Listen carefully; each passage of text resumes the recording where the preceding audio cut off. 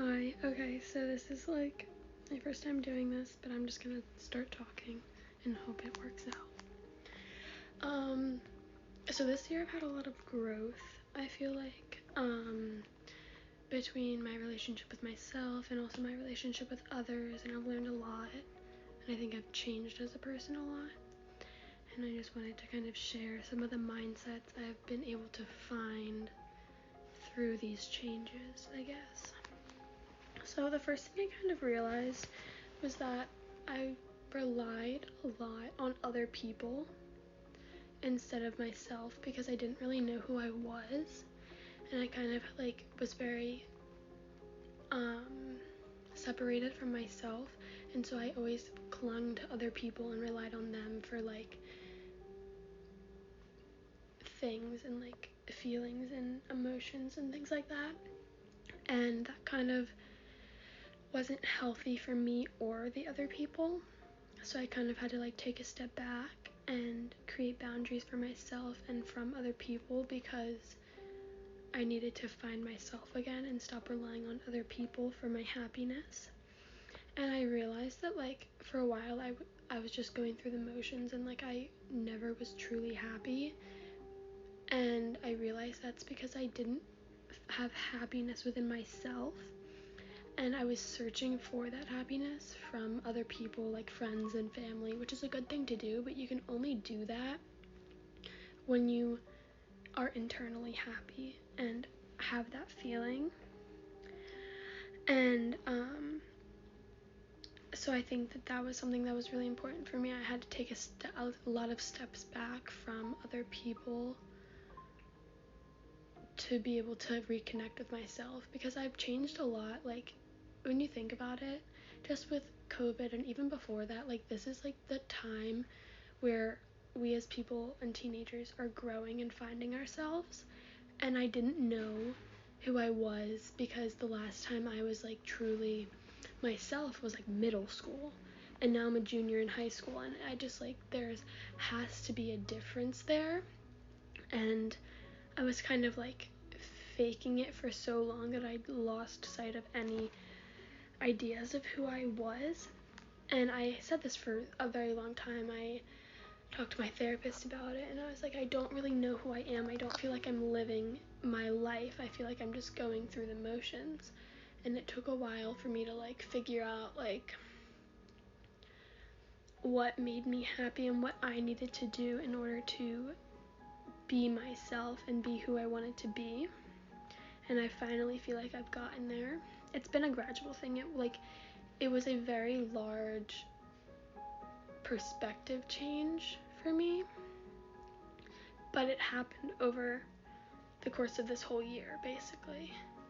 And like also because it's like the new year, like looking back on like last year and where I was, like it's crazy the things that have changed this year.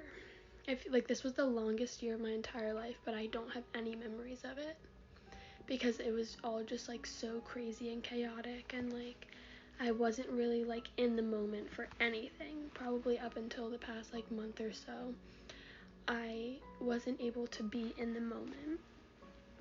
Another thought that I've been having is like, I said that I need to allow myself to make mistakes. I know I shouldn't do things, so I don't, but I wonder if all the things I could do if I wasn't afraid. I like feeling safe, but is that why I don't feel free? So that's something, like my anxiety's always been really bad, and I kind of have always been like I know what I shouldn't do, and so like I obviously am not going to do those things. But I don't really take risks. And to a certain extent, like that's okay. Like I don't have to be a crazy risk taker that does crazy things, but like I scare myself into not living.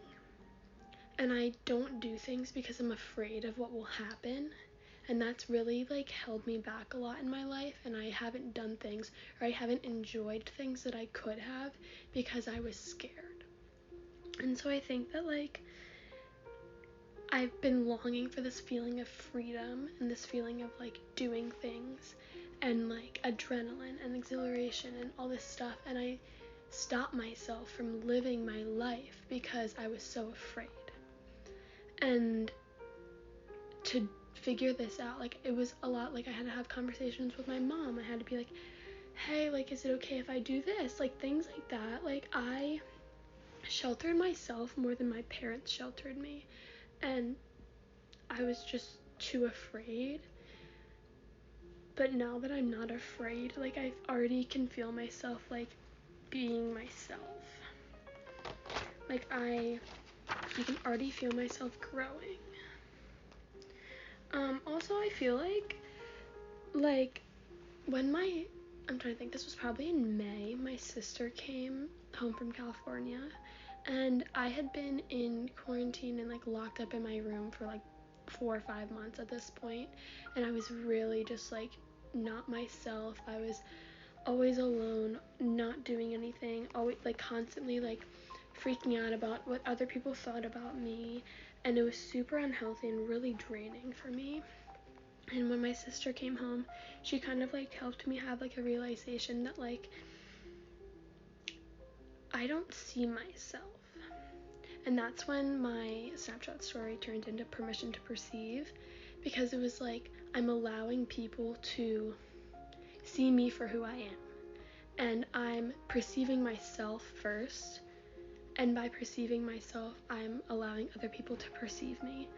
So basically, like, I finally let myself see who I really was and who I wanted to be, and like, I finally, like, stepped back and was like, what do I want? How do I want people to see me? Not like, how do I think they should, how do I think that they want to see me, or things like that. Like, I stopped caring, and I kind of decided that, like, I'm gonna be who I want to be. Like, why am I looking for other people to tell me who I should be and how I should act? Like, that's not how life works. I determine who I am, and it doesn't matter how other people see me, as long as I'm portraying who I want to be. You know what I'm saying? So I feel like by doing that, I've allowed myself to become a lot closer with other people, because I know who I am, and I'm not constantly trying to change myself for, like, the people that I'm around, because that was exhausting. Like, I was always on edge. I was always trying to please another person and trying to be the person that they wanted me to be. But when I stopped doing that, and I was finally just like, you know what? This is me. I'm gonna think what I think. I'm gonna dress how I want to dress. I'm gonna be who I want to be. I'm gonna hang out with the people I want to hang out with. I'm gonna say the things I want to say. The second I started doing that, not only did life get so much easier, but honestly, my relationships with people got stronger, because it was true, and I wasn't, like, fighting. I wasn't fighting with myself, and I was able to, like, be like, oh, hey, like, they do like me when I'm me. And because of that, like, that was, like, not only, like, freeing, obviously, but it also, like, made me feel good. I was like, these people, like, I'm being myself, and that's good. And I was like, why have I been pretending for so long?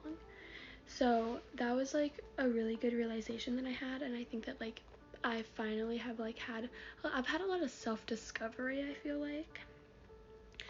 Now, this is a thing, an idea that I'm still conflicted about, and maybe I'll figure it out sometime this year.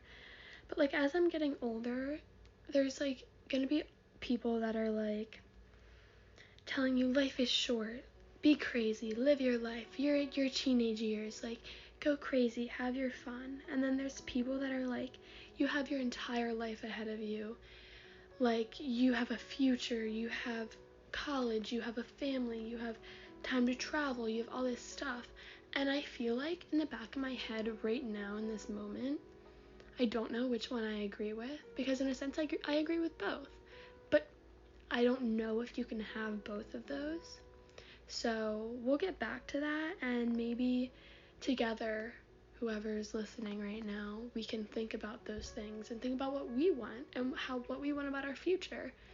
And I think it's hard because we're growing up. Like, I I have friends in college. I'm going to be in college soon. Like, I'm almost done high school. And that's really scary. Like, I'm going to start looking at colleges soon. And the college that I go to could determine the job I get and the future I have and the person I meet that I possibly get married to. Like, it's all right there, and it's scary. So, we'll see. We'll see. Because I don't know how I feel. I wish I did. But I think that by the end of this year, I guess, I think I'll know. Because I think this is the year that, like, I'll be able to do that. Let's see. I'm, like, reading out of my journal thoughts that I've had. Oh, so this is a quote that I found. I was, like, looking for my, like, philosophy club. I was looking for quotes and stuff like that, and I found this one. It says, "If we wait until we're ready, we'll be waiting the rest of our lives." So there's a lot of things that I've always wanted to do in my life, even if they're, like, stupid. Like, oh, I want to go on a hike, or oh, I want to do yoga. But when I get in that moment, I'm like, it doesn't feel right. So I feel like I shouldn't do it because it's not perfect. And it's not the perfect moment that, like, is portrayed on, like, the media, or, like, I see on Pinterest, like, this moment of, like, someone doing something, and I want that feeling, so I don't do it. And then I push it off, and I push it off, and I push it off, waiting for that moment that I think it's going to be perfect, and then I can do it and feel the perfectness. But what I've learned is, life isn't going to be perfect. There's never going to be a perfect moment for something. You just have to do it.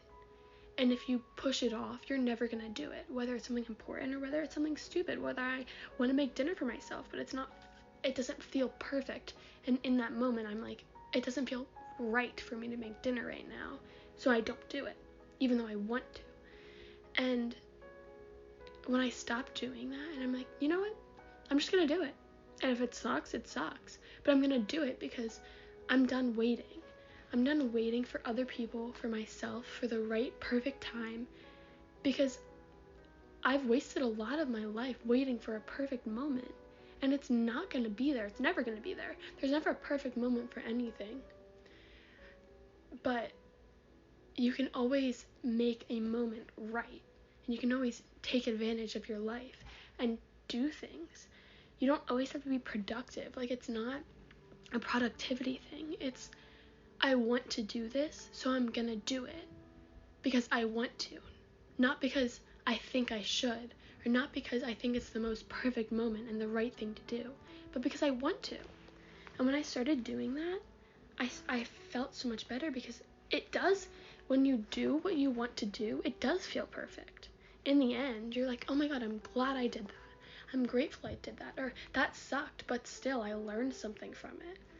And by doing that, you'll gain so much more perspective and ability to do things. Like, you'll start living your life. And it's just, like, even if you're making mistakes, it means that you're doing something. Another quote is, if my life is going to mean anything, I have to live it myself. You have to make your own decisions and your own choices, and you have to be okay with those. And you can have other people around you that give you love and support, and you have fun with them, but it's up to you. You make the decisions that impact your life. It's on you, whether you want to do something or not, whether you want to take those steps to better yourself, or to do something, or to go on an adventure, or work hard, or not work hard, or do whatever. It's up to you. Each individual person has to ask themselves these questions every single day. Like, what do I want? How can I better myself? And when you start doing that, you feel better, because you're making your own decisions and you're in control of your life. The last thing I'm probably going to say today, which it was kind of a perspective switch, I guess. So probably in middle school, I would say, was when, like moms and girls were being mean and bitchy, and, like, I don't want to use the word bully because that sounds so stupid, but, like, you know what I'm saying. Like, it was, people were shitty. And that's kind of when I learned to be strong. But I took being strong as putting up my guard. And I remember I was in 6th grade, and we were eating Chinese food in my cafeteria, and I got a fortune cookie, and it said, all the water in the world can't sink a ship unless it gets inside. And I remember reading it, and I saved it, and it's on a mirror in my room to this day. Like right now, like probably 5-6 years later, it's in my room. And for so long, I felt so connected to that, because I was like, you're right, if I don't let it in, if I don't listen, if I just ignore them, it'll go away, and it can't hurt me, and I'll be fine. But something that I learned, like, just recently is that things that you push away and don't let inside in that moment build up, and the pressure will build up, and eventually that boat will fall apart. It will rust. It'll break down. It'll break. And then everything, all that water, all that trauma, all those problems that you've been pushing away for so long because you didn't want to let it in the moment when it was real and it was hurting and you didn't want to feel it, it's going to come in. And you're going to have to unpack and deal with all these problems months, weeks, years later, and it's not going to be fun. So you can take care of yourself and not like let stupid trauma get to you, but you can't push away your problems. You have to accept them and deal with them and find solutions, because if you let it build up, it's just gonna come back eventually. And I know that it will, because it's happened.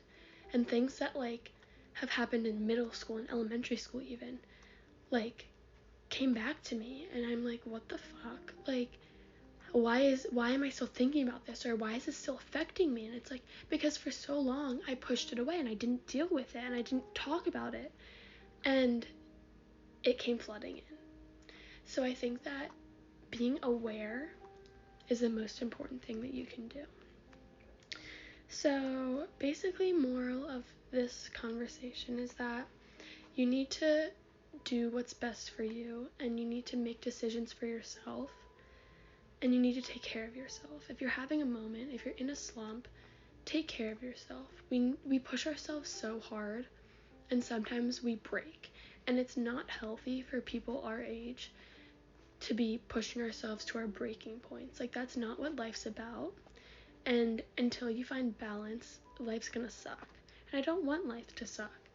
So yeah, I love you all, and goodbye.